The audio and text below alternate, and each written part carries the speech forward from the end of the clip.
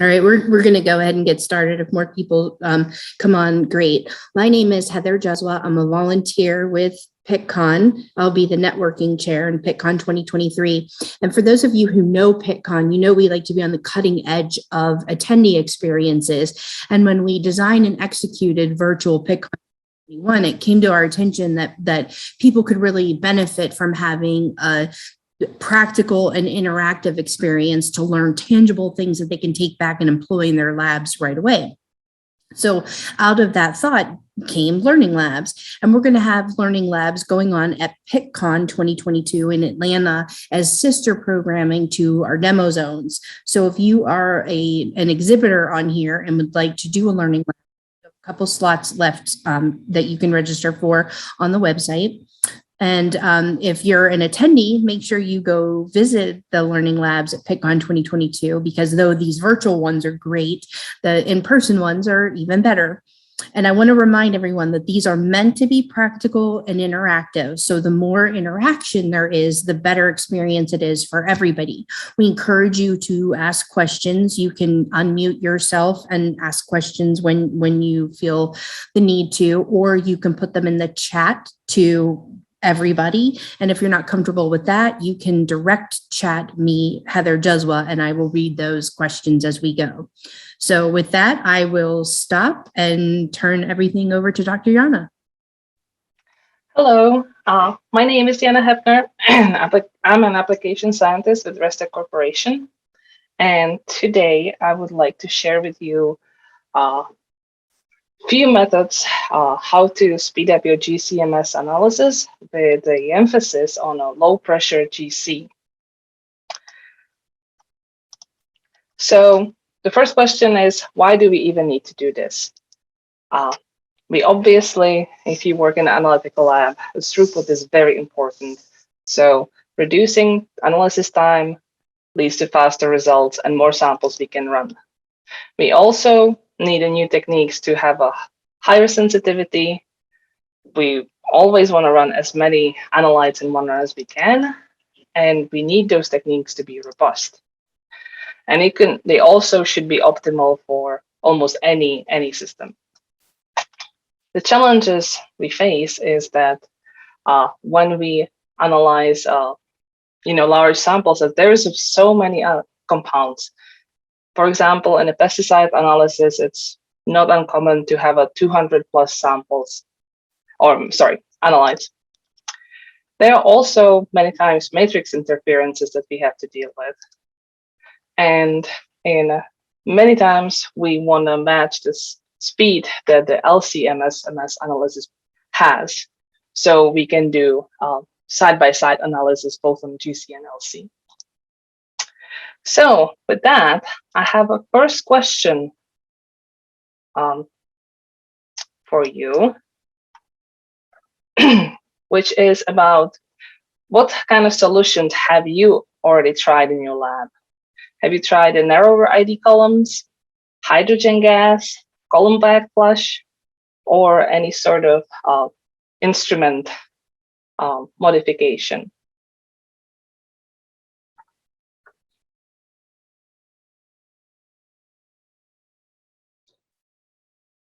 All right, so I see that it's mostly narrower ID columns and a column backflush. Some of you tried the hydrogen carrier gas.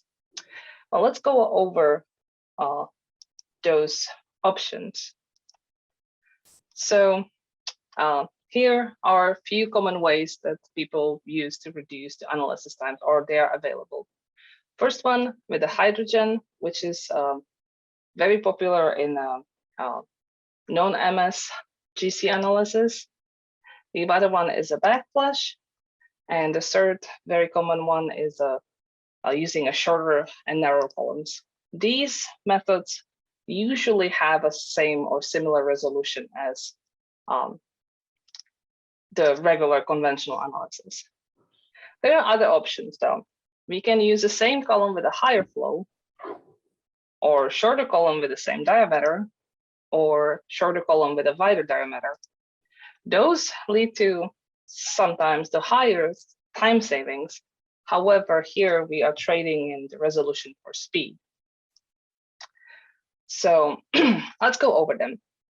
The first one, using hydrogen as a carrier gas, which is very common when we use FIDs, but there are some limitations when it comes to using it with mass specs. While using hydrogen as a carrier gas, we get a higher optimal velocity. Therefore, we can have approximately 2 times shorter runtime. But the challenges are that, as with any system, if our pump in a mass spec is not able to deal with the higher flows, then we get a limited flow and limited use of this technique. There are also safety concerns about the hydrogen safety. Another thing is that hydrogen might interact with our compounds and show different type of spectra. And another thing is that the peaks are going to be narrower, which requires higher sampling rate.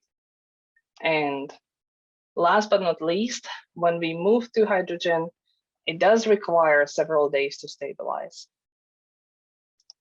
The next option is a backflush. And I'm going to say upright, I'm not very familiar with this technique. I never perform it on my own, but this is my understanding. We can use a valve or a Dean switch and basically split the column into two. And the advantage is that the analysis time can be much shorter because we can cut off the back end of the analysis that doesn't reach the detector anything past our last peak of interest, which reduces the bakeout times and overall cycle time because we don't have to heat as much. The challenges are that we need additional plumbing, very carefully calculate the flows. Any sort of connection is a potential for leak, and the operation of that is somewhat complex. The next option is using a shorter column with a narrow diameter, which is a method that I've been most familiar with the mass specs. We can significantly reduce the times of analysis. 3 to 4 times shorter analysis is normal. The challenges here are that with the shorter column and a narrow diameter, we can see, especially when you have a high matrix, a loss of matrix, that we can see the robustness going down because of the contamination. The flows are lower, and again, a smaller column, we can load less. Working with the smaller columns can be sometimes more difficult. It needs a certain level of skill. And as the thin films tend to get activated faster again with the contamination issues. And also, because of the sampling, the analysis being short, the peaks are very, very narrow. So we need a high sampling rates. This is not usually a problem with the newer instruments, but when you operate with the older ones, then this can be an issue. Also, not all columns, especially here in States, are capable of running high enough ramps, temperature ramps, to get the full advantage of this technique. So let's move on to the second set of methods how to speed up your GCMS analysis. This one is about same column but the higher flows, basically increasing the flow rates.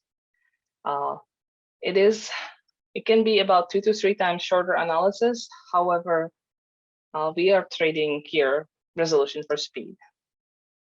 The biggest challenge is the actual flow. Not many mass specs can run at this high flow rate. The high flow rates mean also that the focusing is critical and high pressure inlet is required.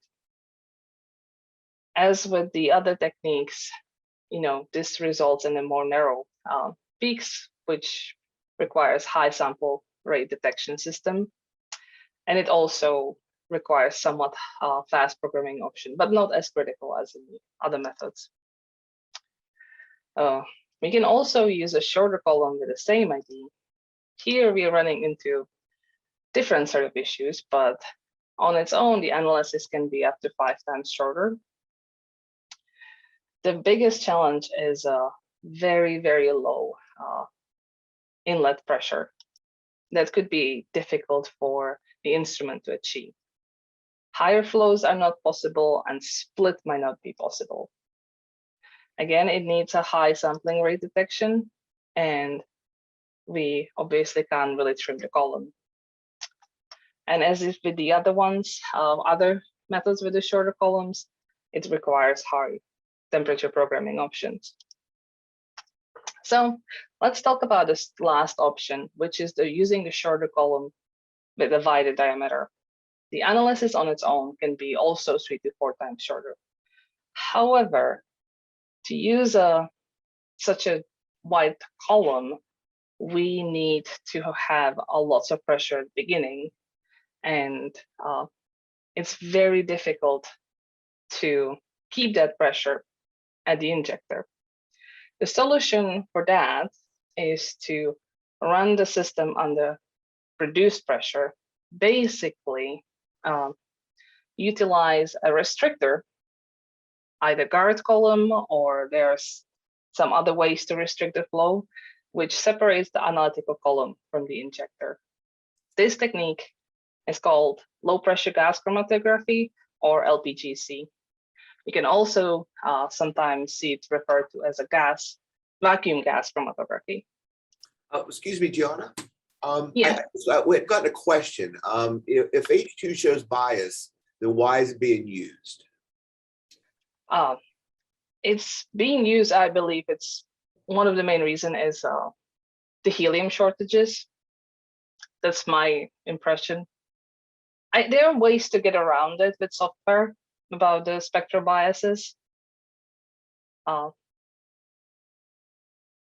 I personally never ran hydrogen on a mass spec, so I can't speak from my personal experience about how it affects the spectra. But I think one more thing that I remember is that hydrogen doesn't diffuse as well as helium does, so it's more critical to have a good pump.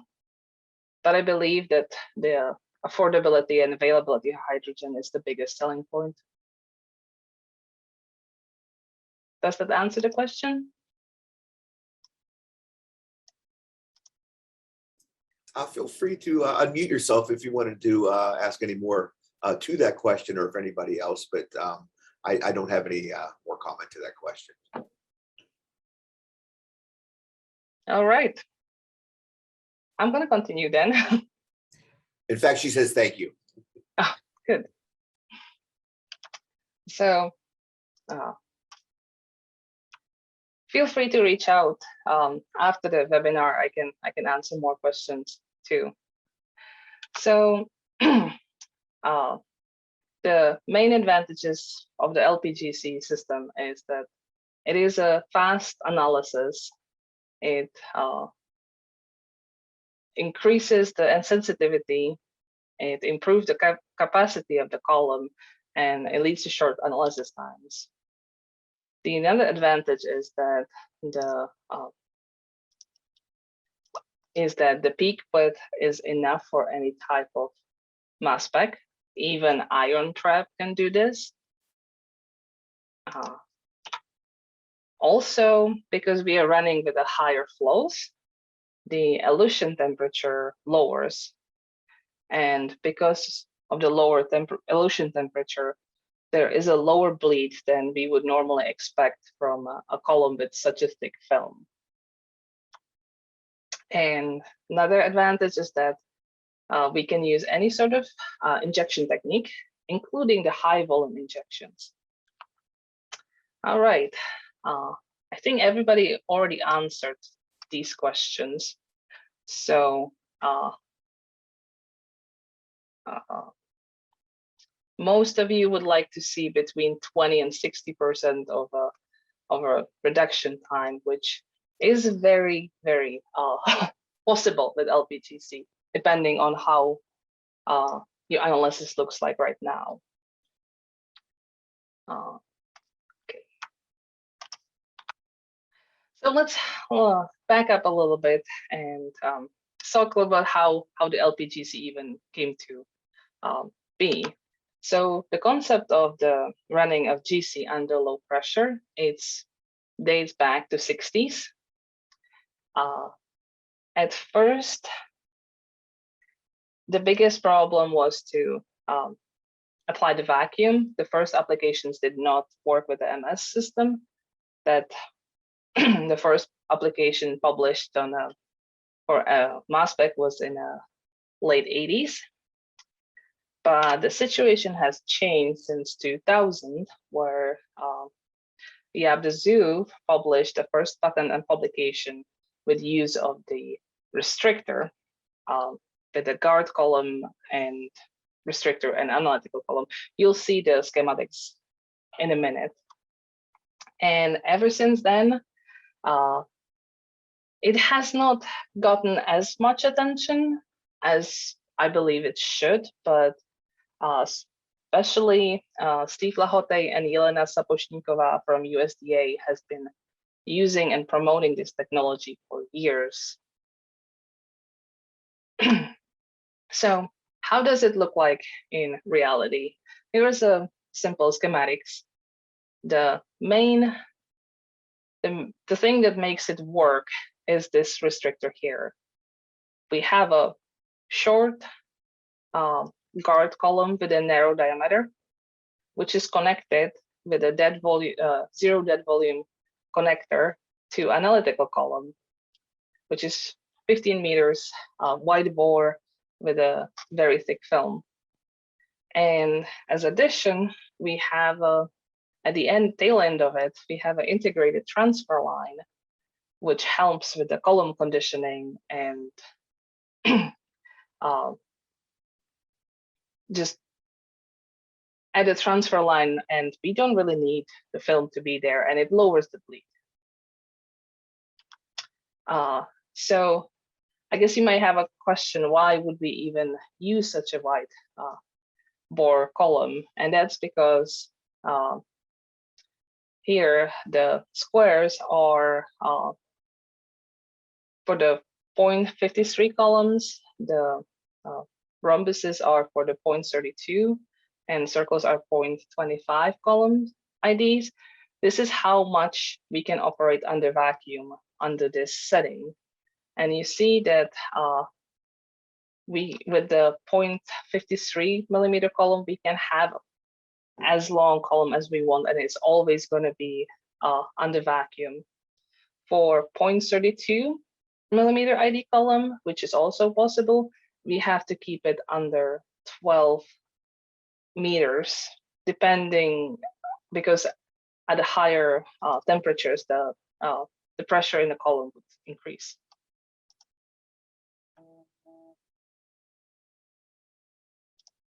So that's why we're using the 0.53, but as you can see, the 0.32 is also possible.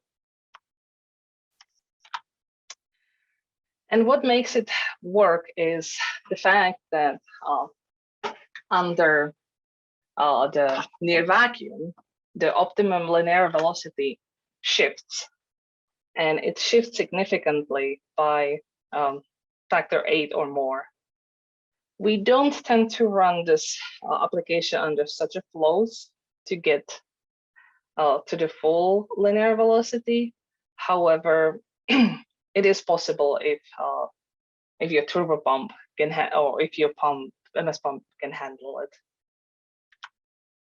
So now for the bad part, here's the limitations and how we can go around addressing them. So as I said before, this method trades in resolution for speed. There is a significant loss of the theoretical plates. However, we run this analysis with MS, which can mitigate many of the issues that we get with the loss of resolution. Second problem is, since it's a thick film, there will be higher bleed than what you're used to, but that can be reduced by using lower elution temperatures.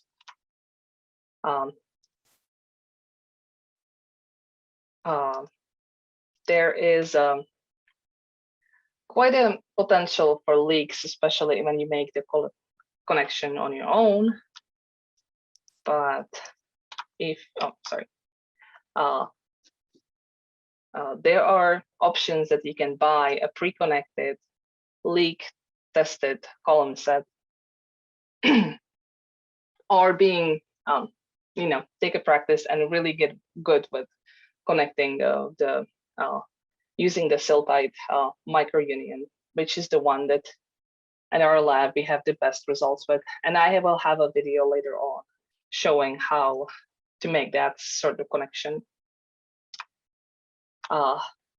Another thing is that in this setup, it's obviously not easy to cut analytical column.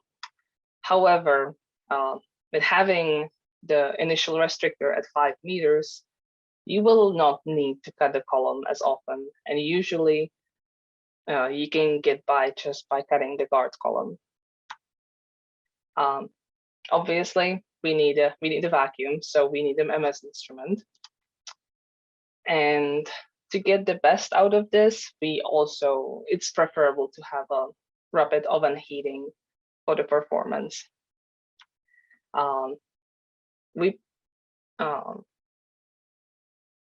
It's preferable to have a 220 volts instrument or some sort of oven insert that allows for higher flows, higher temperature programs. However, this can be done with the 110 volt systems. So let's talk a little bit more in detail how does the LPGC column kit looks like. At this moment, there are only one other commercially available column kit, which is somewhat different from this one. But I'm sure in a few months to years, there's going to be more options available. So the column that we are currently working with is the analytical column is RTX5MS, which is a general MS column, very useful for pesticides, but it has multiple other applications. That column contains an integrated transfer line of 1 meter length. There is no connection between the analytical column and the transfer line. It just comes as a one piece. And this is pre-connected to 5 meter narrow bore guard column, and it's connected by the siltite union.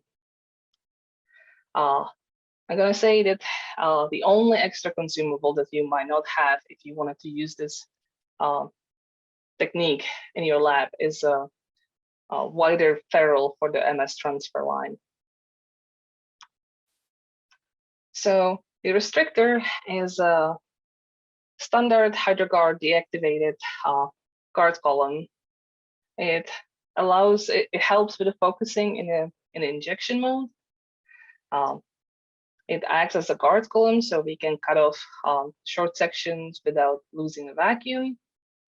And this guard column also allows for the high injection, high volume injections. It is also very inert. The analytical column, as I said, it's a RTX5MS, 50 meter long. It has a high capacity, long lifetimes, very robust, very inert, and temperature stable until 330 degrees Celsius. The transfer line is probably something that many of you might not be familiar with. And the reason why we include that is that it helps with the stabilization of the system. It also allows for lower transfer line temperatures. And since the transfer line is under constant temperature and constant vacuum, it not having the film on it helps reduce the impact from water and air and keeps reducing the background. And as I said before, it is a part of the column, so there's no connections, and no connections mean no leaks. So for the practical side, some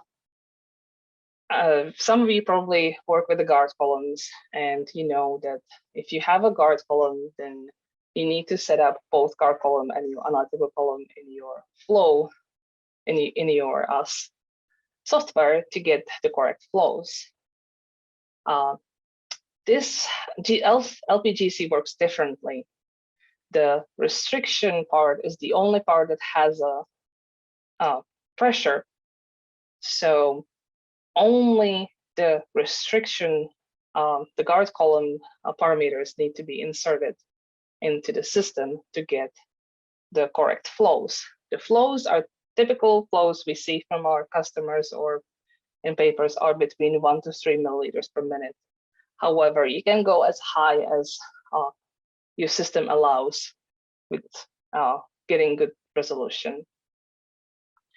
It's very critical that you do not set up the parameters of the analytical column into your software, because then your flows would not be correct. When you do a method development for this method, when you have a conventional 30-meter column method that you use and you want to translate it into LPGC method, I have a bad news. The easiest way would be to use a method translator, but that does not work that well. You can get close, but you will always have to make sure that your retention time is set. You can use it, but you might not get as much mileage out of it as you would for using a smaller column with a narrower ID. But there are some simple ways to set up your analysis. You make sure that you keep your flow rate in a range of your vacuum. We've seen optimal performance around 2 milliliters per minute, but you can go higher, you can go somewhat lower. Keep the initial temperatures. You can, if you want, decrease the end temperature. As I said before, the elution temperatures should be somewhat lower, but you might need to test that. And you simply increase the temperature around by 2 to 4 times or more. Again, keep in mind what kind of instrument you have and what it can do. And for the injection, you just keep doing what you've been doing. There's no difference in there. In the first part of the talk, I was talking a lot about the data rate and how it can be a problem with these fast techniques. So as a general rule of thumb, you need at least 7 to 8 data points for accurate peak identifications. The advantage of LPGC are that the peaks are about 1 to 2 seconds broad, which allows any sort of MS system to get this amount, the required amount of data points. If your MS is capable of higher data collection, then you can always use a faster programming, or operate with a higher flows. So the biggest advantages is that it is literally going to work on any mass spec or any system that you might have. So one thing to keep in mind is that we do have a connection there, and it's always important to check for leaks. If you have a leak at the connector, since it's fairly far away from the transfer line, we might not see it when we use the instrumental leak check. So here is a quick video how to where to look for GC gas leaks using the a leak detector. The inlet and detector column nuts. Be sure to check the column nuts and fully tighten them if there is a leak. A damaged ferrule could also be the source of the leak and might need to be replaced. The column connectors. Don't forget the column. Column connectors are common sources for leaks, even if they are leak-free after initial installation. Check them regularly during use. Reinstallation may be necessary if you discover a leak. Even if a leak is not detected at any of these spots, it is good practice to inspect and leak check your gas lines and instrument daily, paying close attention to critical seals.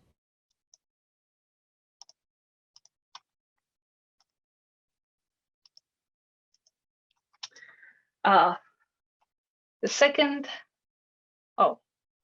We have some questions.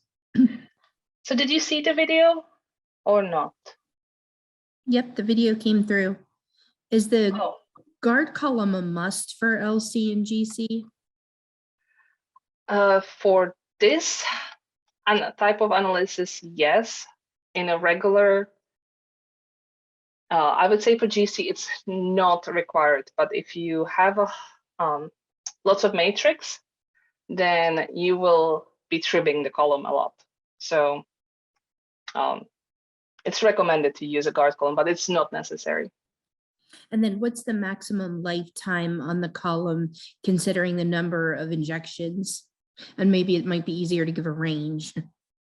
I have that part there later, but we tested this particular column set with 500 injections.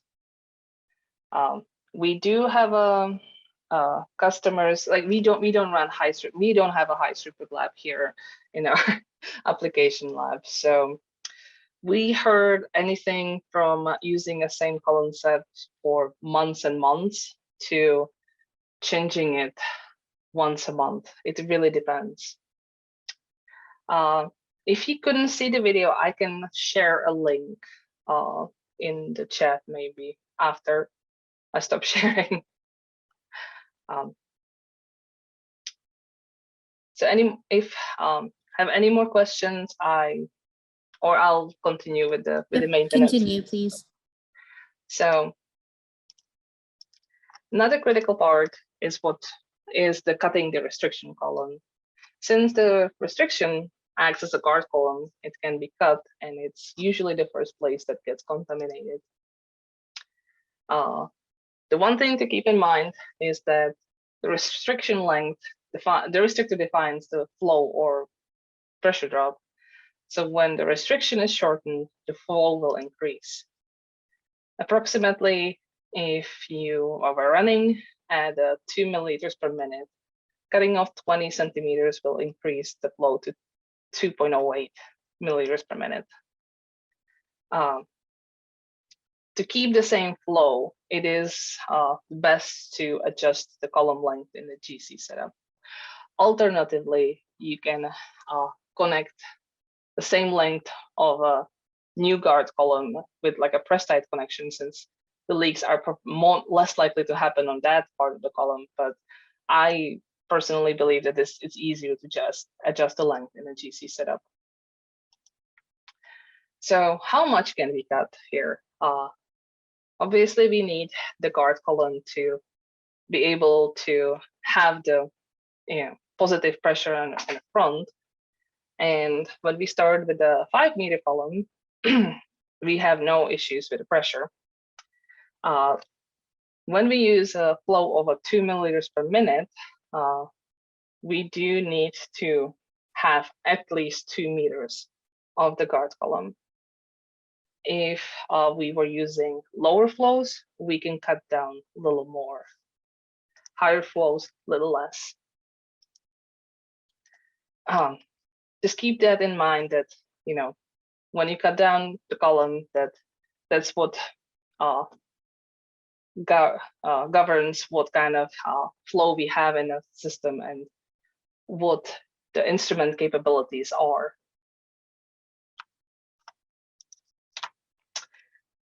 So in case that you run out of the guard column, you have two options. You can either connect a new restrictor or purchase a new column kit.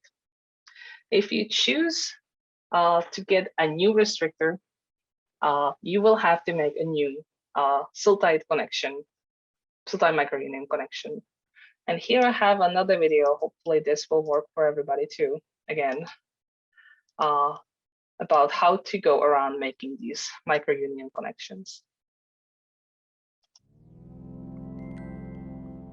When you need to connect two fused silica capillary columns, a reliable connection is essential. Designed to deliver an inert, dead volume free connection that won't contribute to peak broadening and or raising detection limits, the Siltite microunion connector is the perfect tool for the job. In today's ResTech tip, we're going to look at how to install a Siltite microunion connector, and we'll share some best practices to keep in mind along the way. First, let's take a look at the individual parts. Here we have the double taper ferrule and the male and female microconnector end fittings. Keep in mind the exact dimensions of the ferrules will need to correspond to your column's IDs, whether they vary or are both the same. The kit also includes a ferrule adapter tool with connection nut and two finger-type microconnector end fitting tools.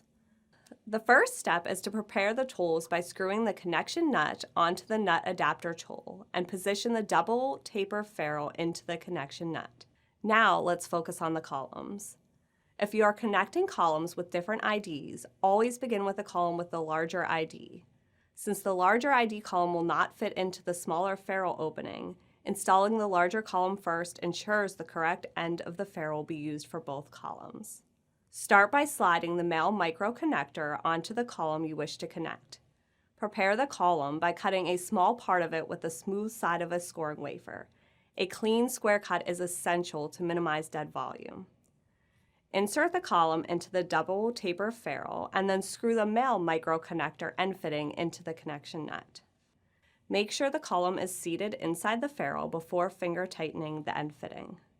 Then, slide the end fitting tool onto the column and place it on the male microconnector end fitting. Swage the ferrule by gradually tightening the male microconnector end fitting until the ferrule just begins to hold onto the column. Great, the ferrule is now fixed in place and will not slide off of the column. To attach the second column, first unthread the male end fitting from the connection nut and remove the end fitting tool. Now slide the female microconnector end fitting onto the second column. Trim the end of the column, ensuring it has a clean, square cut.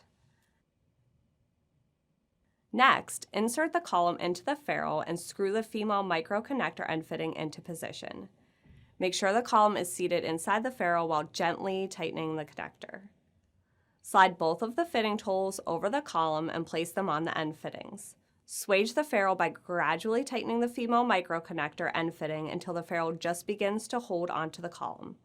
Then tighten a further 60 degrees. Finally, remove the fitting tools from the male and female microconnectors and the column. And it's as simple as that. That's how you connect fused silica columns using a Siltite microunion. Thank you for joining us for this ResTech tip.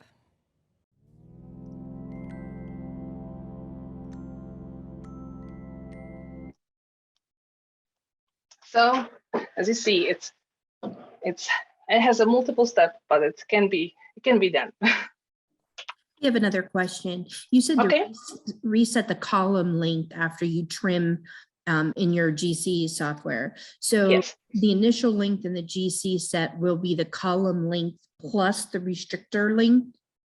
No, it's going to be just the restricting length for this column set. It's going to be here. We'll start at the 5 meters.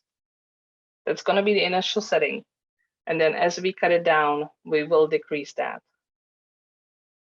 The restrictor, the guard column, is the only part of the system that's under pressure. The rest of the system is under low pressure, or almost, it's not exactly vacuum, but it's almost vacuum. Thank you. So here, I'll run this last poll again. And since it was meant to be done at the very, very end, hopefully this time it will be easier to answer. So just scroll to the bottom and answer number 3. Yes, scroll to the bottom and answer number 3.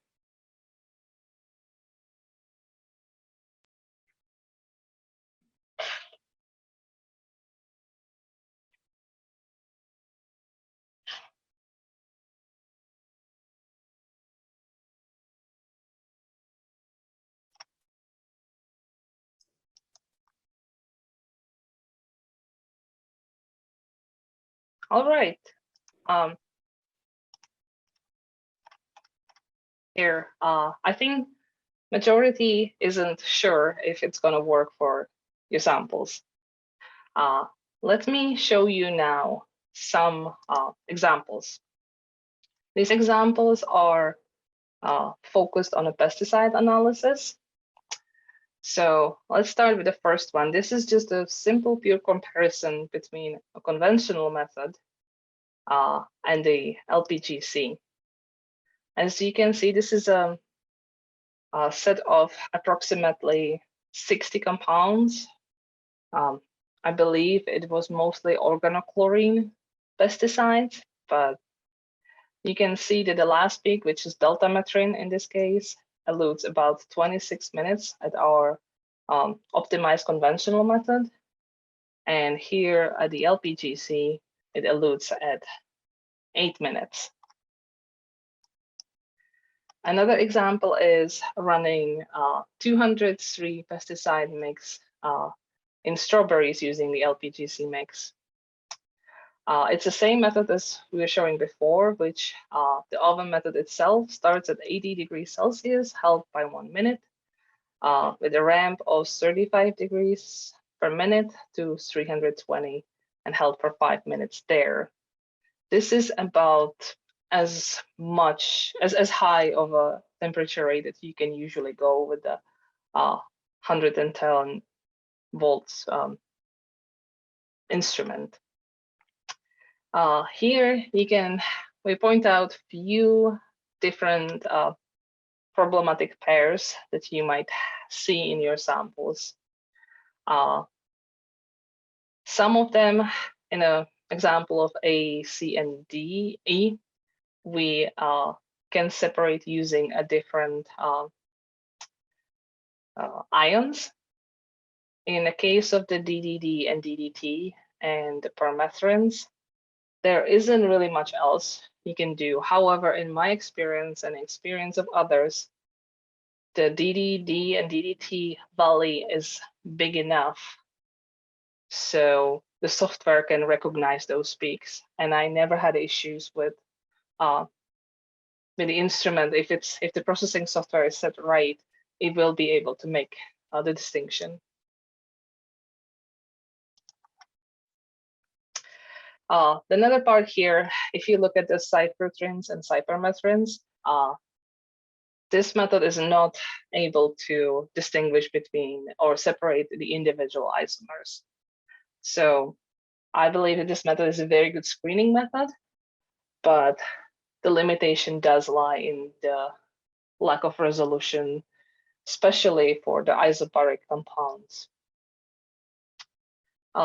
The analysis time here is 10 minutes. It's a little longer than the other one, but that's because some of the matrix elutes after the last P, after the last pesticide peak. And here we come. This is from the same study. We done a recovery study in the strawberries, and as you can see,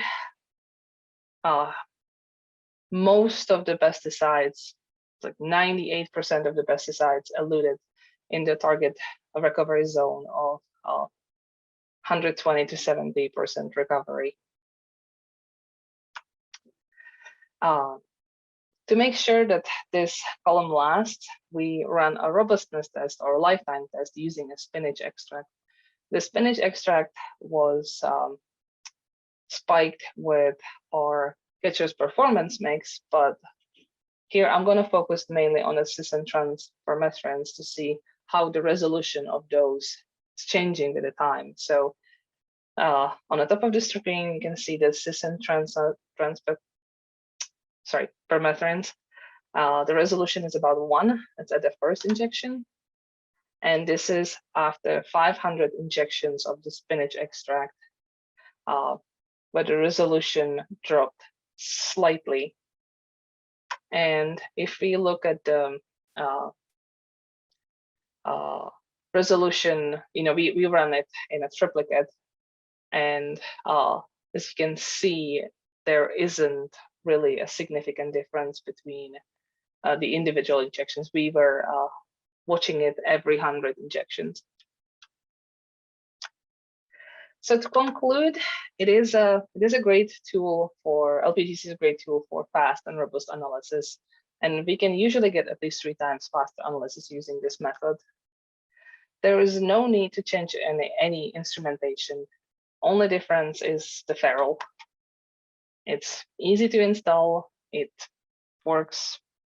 Installation and conditioning works exactly the same as for other columns. And while I was showing pesticides, it can be used for for a number of different type of analytes like PCB, PEHs, flame retardants, explosives. Most recently, we've been working on application with drugs of abuse. So anytime I would say anytime the matrix is a issue, I think this method is worth trying. And to acknowledge my colleagues, Jaap, Joe, Christy, Scott, and Chris, and also our collaborators from USDA, Steve, Yelena, and Nico. And with that, I thank you for your attention, and I'll be happy to answer any questions you might have. Thanks so much. We do have another question. You mentioned RTX5 and you showed RTX5 data. Do you have other column chemistries? We are working on that. We are capable of making customs, but for now, the RTX5 was the first one to get on as a stock item.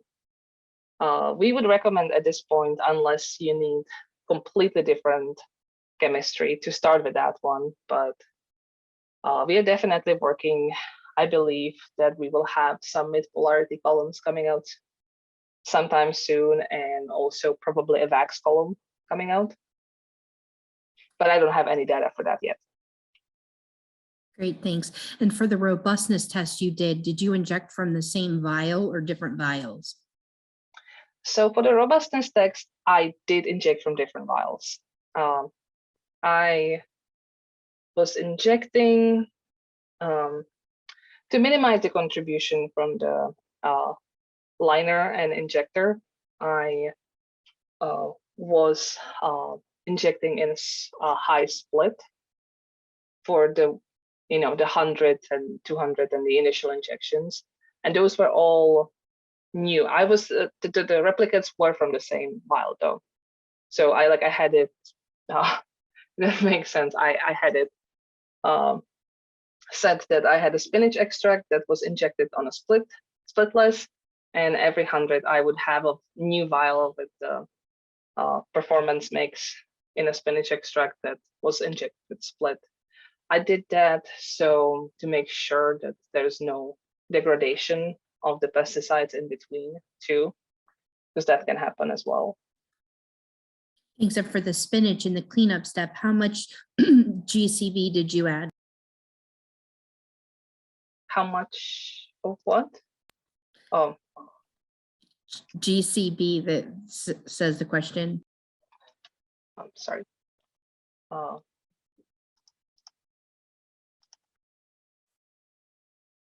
Oh, the GCB.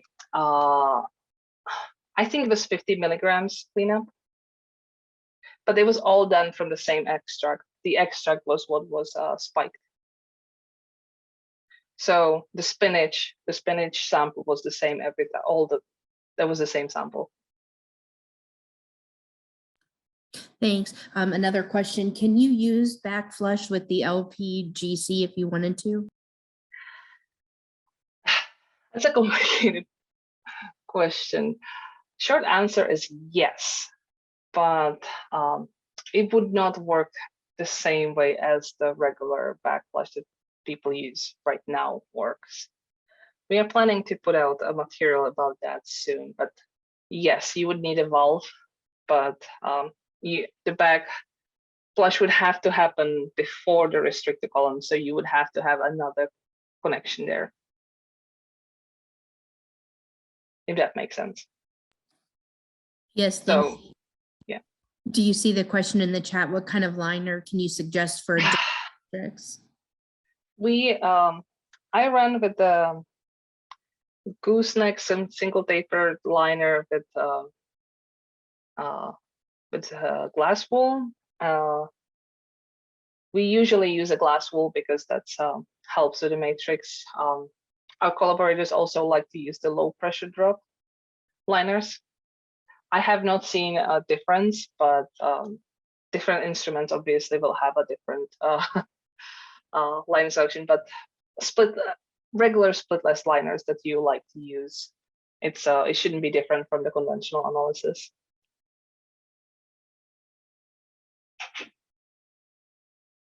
I can send the part numbers, or maybe one of my colleagues can send out part numbers for those.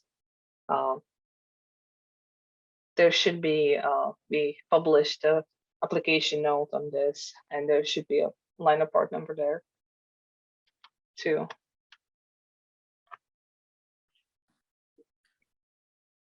Thank you. Well, those are the questions that came in to me. We'll give just one more minute for anyone to ask questions. And again, since there's a much smaller number that, oh, there comes another one. While using 50 milligrams of the GCB, did you find any recovery loss for any of the pesticides?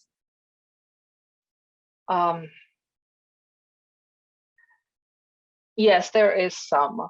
I wasn't in that spinach study. I was not looking at recoveries, but in general, yes, you do. But I run when I do recovery studies, I usually use a matrix match calibrations, which tend to help with the recovery with the loss of the analytes with the GCB. But yes, that does happen. Just prepare your. My suggestion is to prepare the calibration samples the same way as you would your analytes.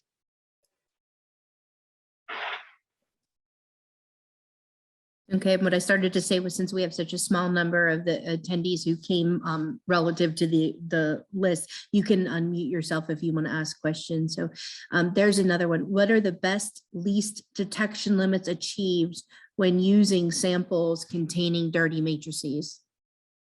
So I run a few recovery studies with the 10 ppb samples, which I have no issues seeing. I think my limits of detections tend to be around 1 ppb, but I haven't run anything worse than spinach, which, as you might know, that's not that dirty. But there are some good articles about running hemp and others, and you can for the pesticide analysis, you can get to the limits of detection that you need for you can get to the limits of detection that you need for the analysis. Usually, some of the compounds like captan or captafol tend to be a little more problematic, but they are problematic with the conventional analysis too. So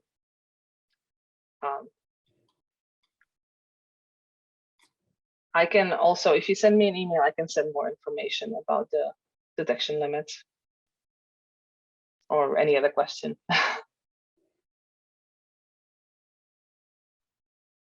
Thank you so much. It looks like no more are coming in, but I'm going to talk slowly in case they do. Part 2 of this webinar series is going to take place at the same time on January 25th.